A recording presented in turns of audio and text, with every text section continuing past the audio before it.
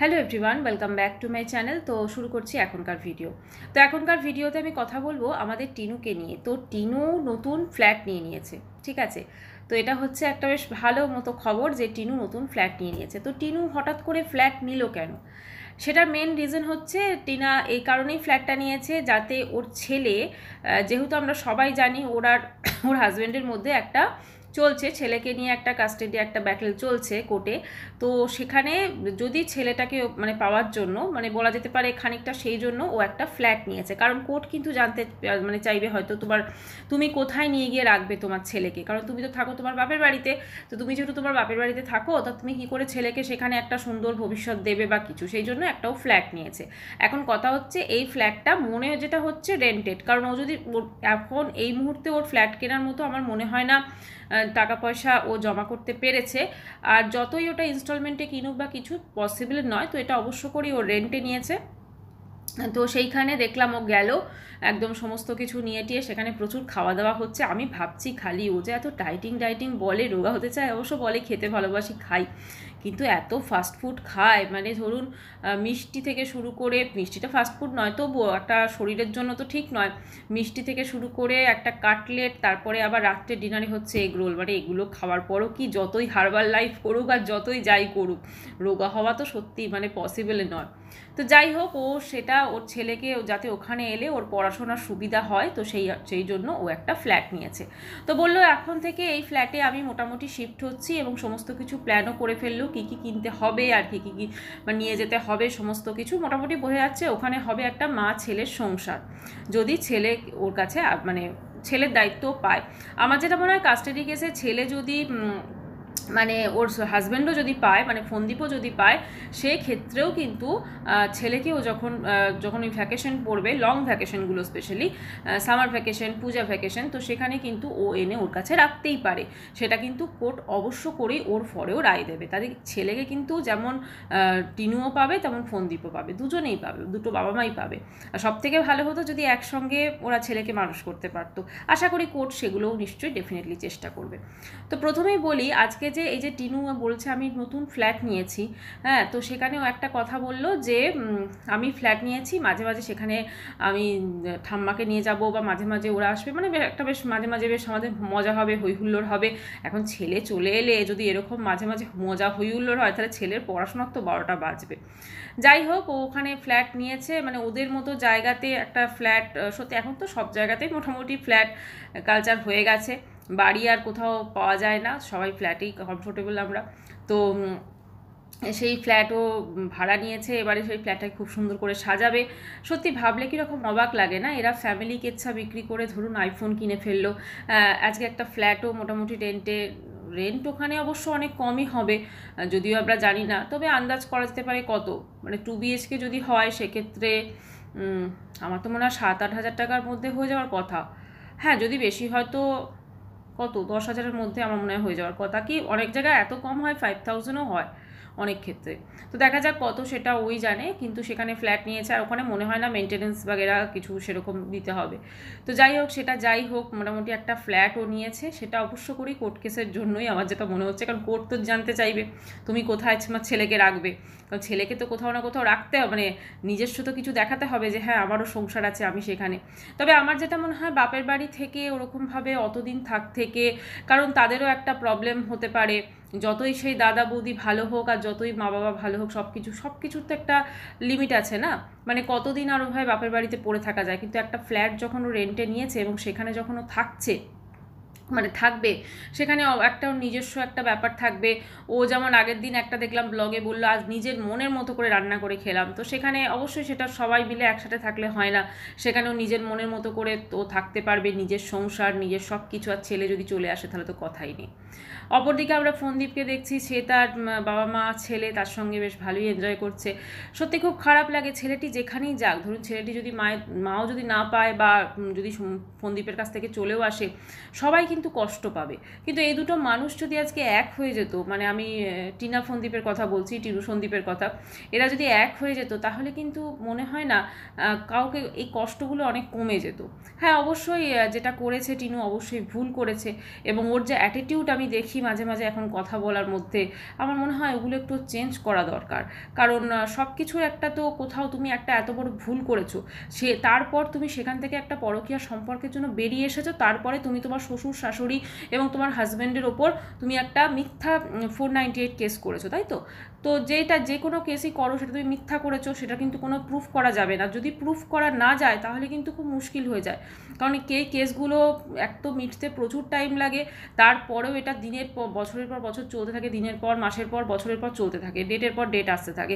তো এক্ষেত্রে ছেলেটি যার কাছেই যাক, সে বাবার কাছেই যাক কি মায়ের কাছেই যাক, ছেলেটার পড়াশোনা, ছেলেটার মানসিক পরিস্থিতি যথেষ্টভাবে হ্যাম্পার হবে। কারণ বাবা মা একসাথে পেলে একটা ছেলে যেভাবে মানুষ হতে পারে আমার মনে হয় সেটা অন্য কোথাও পাবে না। আজকে টিনু বলছে যে হ্যাঁ ঠিক আছে আমরা বেশ মাঝে মাঝে ফুর্তি করছি, এখানে ওখানে যাবো, করবো, মানে এই ফুর্তিটা কতদিন। আর আমার তো অবাক লাগছে ওর মাকে দেখে, মানে টিনুর মাকে দেখে আমার সব থেকে অবাক লাগে, উনি কী ধরনের মা।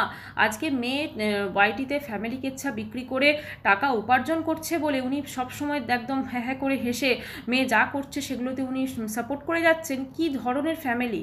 আজকে যদি টিনুর বাপের বাড়ি যদি একটুখানি মানে অন্যরকম হতো না, একটু ভালো হতো, ওর মেয়ে কিন্তু এত বড় স্টেপ নিতে পারতো না। যদি এত বড় স্টেপ সে নিত তাহলে কিন্তু বাপের বাড়ির টাকার লোভে অন্তত মেয়েটাকে ওইভাবে, কারণ ওয়াইটি থেকে প্রচুর টাকা উপার্জন করছে, সমস্ত কিছু মিষ্টি কিনছে, তো সমস্ত কিছু খরচ খরচা ওই করছে, তো টাকার লোভে কিন্তু মেয়েটাকে ওইভাবে মেয়ের সংসারটাকে পুরো পর্যন্ত বরবাদ হতে দিত না। কারণ আলটিমেটলি কিন্তু মানে একটা বয়সকালে না তখন কেউই থাকবে না, তখন এই দাদা বৌদি ওদেরও সংসার হবে, ওদেরও বাচ্চা কাচ্চা হবে, তারা দেখবে কিনা টিনুকে সেটাও একটা ব্যাপার। ঠিক আছে, আর এই মানে সন্দীপের ক্ষেত্রেও যে ব্যাপারটা, ওরও বয়সকালে ও একা হয়ে যাবে, ওর কাছে যদি কৃষাণু থাকে তো ওকে, আর যদি না থাকে সেক্ষেত্রে তো মানে আরও সমস্যা হবে। কিন্তু এরা যদি একসাথে হয়ে যায় তবে টিনুর যে অ্যাটিটিউড, ওর অ্যাটিটিউডটা কিন্তু ঠিক করতে হবে। প্রচণ্ড অ্যাটিটিউড হয়ে গেছে সব কিছুতে, এবং কথাবার্তার মধ্যে মানে ও এখন ওর শ্বশুরবাড়িতে গিয়ে ওখানে মানে সংসার করাটা ওর পক্ষে আমার যেটা মনে হচ্ছে, মানে গিয়ে যে একসাথে ও সংসার করবে, প্লাস ফন্দীপের মায়েরও তো আছেই মোটামুটি। দেখুন আজকে এই যেমন প্রীতমদের ব্যাপারটাতে যেটা হলো, ওর মাকে অনেক কিছু বলা হলো ওর মায়ের ইয়েতে, কিন্তু এখানে কিন্তু ফন্দীপের মায়েরও কিন্তু প্রচুর সমস্যা আছে, যার জন্য কিন্তু যতই হোক আজকে মানে তিনি হয়তো কাজকর্ম করেছেন, তিনি হয়তো সব কিছু করেন, কিন্তু এই জিনিসটা অতটা না থাকলেও, রিতমের মায়ের মতো না থাকলেও কিছুটা কিন্তু আছে। হ্যাঁ, তো আজকে কোথাও না কোথাও এই জিনিসগুলোর সূত্রপাত কিন্তু ওখান থেকেই হয়।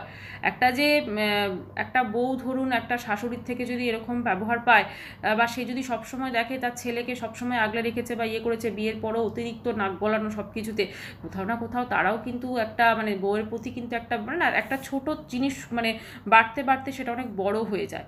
আজকে ও যে বাইরে গিয়ে একটা সম্পর্ক খুঁজেছে, বাইরে গিয়ে যে কারোর সাথে যা কিছু করেছে সেটা কিন্তু মানে কি বলবো, এতটা হয়তো দূর অবধি যায়নি, জানি না কি ব্যাপার ট্যাপার, কিন্তু যা কিছু করেছে এই একটা তো সূত্রপাতটা কোথা থেকে হয়েছিল, এই সূত্রপাতটা যদি শুরুতেই যদি যদি ওর হাজব্যান্ড বুঝতে পারতো বা সবাই ওকে বোঝানোর চেষ্টা করতো তাহলে হয়তো এই জিনিসটা হতো না।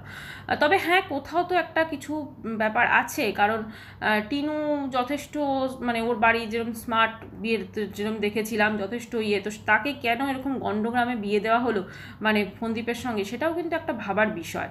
আজকে টোটাল যে জিনিসটা হয়েছে মানে এটা খুব ভদ্র ফ্যামিলিতে কিন্তু হয় না। মানে এরকম ধরুন মেয়ে শ্বশুরবাড়ি থেকে এসে কোর্টে কেস লড়ছে, বাচ্চাকে কাস্টাডি একটা ব্যাটল সে করছে তার হাজব্যান্ডের সাথে, অথচ তার মা তার দাদা বৌদি সবাই হ্যাঁ হ্যাঁ হ্যাঁ করে মানে দিন কাটাচ্ছে, এটা খাচ্ছে সেটা খাচ্ছে, যেন একদম পুরো সবসময় পিকনিক মুড। তো এইটা কিন্তু চট করে দেখা যায় না কোথাও, এরা বলেই সেটা হচ্ছে। নর্মালি এরকম একটা সিচুয়েশনে দুটো বাড়িতেই যথেষ্ট টেনশন থাকে, খাওয়া দাওয়া সমস্ত কিছু তার উপর এফেক্ট হয়, কিন্তু এদের আমরা সেরকম কিছুই দেখতে পাচ্ছি না। এদের আমরা দেখছি আজকে এটা কিনছে কালকে সেটা কিনছে, মানে কোনো রকম টাকা পয়সা জমানোর জানি না ও কী করছে। তবে একটাই কথা বলবো, আজকে হয়তো ঠিক আছে ওর কাছে ছেলে চলে এলো, সেখানে ওর হয়তো ফ্ল্যাটটা ওটা তো রেন্টেড ফ্ল্যাট না, একটা নিজস্ব কিছু যদি ও পার্মানেন্ট যদি না যেতে চায় সেক্ষেত্রে একটা নিজস্ব কিছুর জন্য ব্যবস্থা করে, কারণ একটা মাথার উপর ছাদ এবং পাকাপোক্ত ছাদ যাতে সেটা, কারণ আজকে একটা ফ্ল্যাট ভাড়া নিলেও সেখানে ওনারে বলতে পারে, ওনার এসে যে না আমার ফ্ল্যাটটা খালি করতে হবে, বা আমি হয়তো অন্য ভাড়া দেবো, বা আমি বিক্রি করবো। আজকে হয়তো ওই ফ্ল্যাটের মালিক হয়তো যে ভাড়া নিয়েছে যার কাছ থেকে, তিনি এসে হয়তো বলতে পারেন যে না আমি ফ্ল্যাটটা বিক্রি করব, বা আমি ফ্ল্যাটটা মানে কি আমি থাকবো, বা আমি অন্য কাউকে ভাড়া দেবো, কাজে সেটা তো হতে পারে। তাই আমি বলবো টিনুকে সবসময় চেষ্টা করতে হবে যাতে ও নিজস্ব একটা কিছু করতে পারে। আর 1-2 বছর দেখে যখন মানে দেখুন একটা ডিভোর্স কেসও যদি যে চলে, ওটা কিন্তু যদি কন্টেস্ট হয় ওটা কিন্তু বছরের পর বছর চলবে, এবং সেখানে অবশ্য করে দুজনকে চেষ্টা করা হবে যাতে দুজনে সংসার করে। আর আমি একটা মানে কথা বলতে চাই, এখন অবশ্য আমরা অনেক কম এফেক্ট দেখছি সেটা, কারণ এখন ওই সন্দীপের পাতানো দিদি অন্যদিকে ব্যস্ত, ঠিক আছে। তো এই যারা ওদের সংসারটাকে না ভাঙার চেষ্টা করছেন, মানে এমন চেষ্টা করছেন যাতে জোড়া আর না লাগে, এটা না করে আজকেও দেখলাম সন্দীপের পাতানো দিদি একটা ভিডিও দিয়েছে, মানে একটা টেপি না কি বলে ইয়েকে, যাই হোক, তো সেরকম একটা ভিডিও দিয়েছে ইয়ে করে, মানে এদের জন্য না আরও এরা দুজন এক হতে পারবে না, শুধুমাত্র এরকম কিছু ক্রিয়েটারের জন্য। আজকে কন্ট্রোভার্সি ক্রিয়েটারদের কাছে এটা হচ্ছে একটা টপিক বা এটা একটা কন্টেন্ট, কিন্তু ওদের কাছে এটা একটা জীবন এবং জীবনের সত্যতা, ঠিক আছে। তো সেখানে আজকে যেটা রিয়েলিটি ওদের কাছে, তাই তো সেই রিয়েলিটিটা যেন আমরা সবসময় যদি এটা চেষ্টা করি যে একটা সংসার কিভাবে জুড়ে যাবে, কারণ খুব দরকার এটা কিন্তু কৃষাণুর মানে কথা ভেবে। ওই বাচ্চাটা তো কোনো দোষ করেনি বলুন, ও মায়ের ভালোবাসা পাওয়ারও যোগ্য, বাবার ভালোবাসা পাওয়ারও যোগ্য। আজকে ও ঠাকুমার সঙ্গে ঘুরে বেড়াচ্ছে, কোথাও না কোথাও কি ওর মনে হচ্ছে না? এই যে বেড়াতে গিয়ে আমরা দেখলাম ওই সিংহ না জুতে গেছিলো কোথায়, তো সেখানে গিয়ে যেটা মা মানে এই যে জিনিসগুলো বুঝতে পারছে, যত বড় হবে আরও তো বুঝতে পারবে। কাজে ও মাকে এতদিন হলো পায়নি, মাকে জড়িয়ে ধরেনি, মায়ের আদর খায়নি। কাজে একটা বাচ্চাকে একটু তার মা বাবা দুজনেই যেন মানে মা বাবার সঙ্গে যেন থাকতে পারে একসাথে এক ছাদের নিচের তলায়। আর এই যে ইগো বা এই যে ঝগড়াঝাটি বা এই যে ব্যাপারগুলো, জীবন তো একটা, তাই না? জীবন একটা, সবারই জীবন একটা।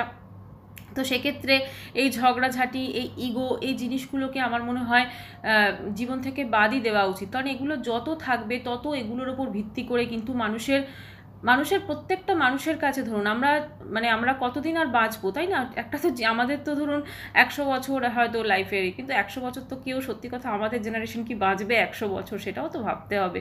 তো যাই হোক, প্রতিটা মিনিট, প্রতিটা সেকেন্ড, প্রতিটা ঘন্টা ভীষণভাবে ইম্পর্টেন্ট। আর সেইগুলো যদি এই কোর্টের লড়াই করতে মানুষ লাগিয়ে দেয়, সেগুলো যদি এরকম পার্সোনাল ইগোর প্রবলেমে লাগিয়ে দেয়, তাহলে তো খুব মুশকিল। যেটা হয়ে গেছে সেটা হয়ে গেছে, রাত গেই বাদ গেই, এরকম একটা ব্যাপার। যে টিনু যে ভুলটা করেছে, সেই ভুলটা অবশ্যই সেখান থেকে হয়তো কিছু শিক্ষাও পেয়েছে, যে একটা সুন্দর সাজানো গুছানো সংসার ছেড়ে আমি বেরিয়ে এসে আজ আমার কি অবস্থা।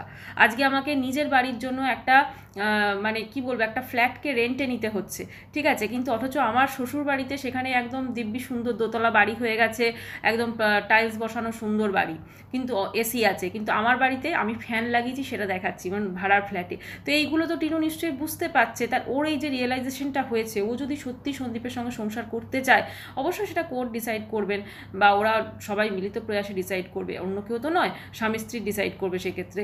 তো যদি সংসার করতে চায়, সন্দীপেরও কিন্তু উচিত মানে স্ত্রীকে মেনে নেওয়া, শুধুমাত্র ছেলের কথা ভেবে, নিজের সন্তানের কথা ভেবে, এটাই।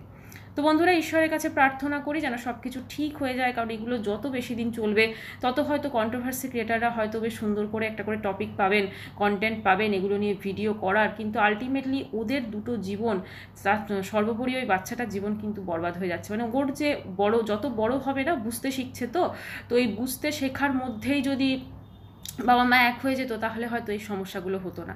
তাই একটাই রিকোয়েস্ট রইল সন্দীপ এবং টিনার কাছে, যে তোমরা এক হওয়ার চেষ্টা করো। যা কিছু হয়েছে সমস্ত কিছু ভোলা যায়, হয়তো অতটা সহজ নয়। জীবনের যে মুহূর্তগুলো, ডেফিনেটলি তো দুজনের কিছু ভালো মুহূর্ত তো থাকে, তো সেই মুহূর্তগুলোকে মনে করে আরও কিভাবে সুন্দর করে জীবনটাকে অন্যরকমভাবে কাটানো যায়, একটা লক্ষ্য ওদের কাছে, লক্ষ্য হচ্ছে কৃষাণু। তো সেই কৃষাণুকে সামনে রেখে যেন ওরা বাঁচতে পারে, ওদের লক্ষ্যগুলো স্থির করতে পারে। আর এইসব ইগো, এই শাশুড়ি কি বললো, এই শ্বশুর কি বললো, বা এই কি করলো, এগুলো মানে সাইডে রাখাটাই বোধহয় শ্রেয়। এগুলো তো কোনো কিছু মানে ভালো হবে না, তাই না? এগুলো ভাবার কি দরকার? যেটা ভালো লাগবে না সেটাকে ইগনোর, আর যেটা ভালো লাগবে সেটাকে করা। আর যদি মনে হয় যে কোনো কিছুই ভালো লাগছে না, তাহলে চুপ করে থাকা, এটাই হচ্ছে সবচেয়ে বেস্ট আমার মনে হয়। কারণ জীবনে কিন্তু প্রবলেমস ডেকে, কোর্ট কেস লড়ে, টাকাগুলো খরচ করে আলটিমেটলি কোনো লাভ হবে না, এটাই। তো যাই হোক বন্ধুরা, ভিডিওটা এখানে শেষ করছি। দেখা করবো নেক্সট ভিডিওতে খুব তাড়াতাড়ি। ততক্ষণের জন্য সবাই খুব ভালো থাকবেন। বাই।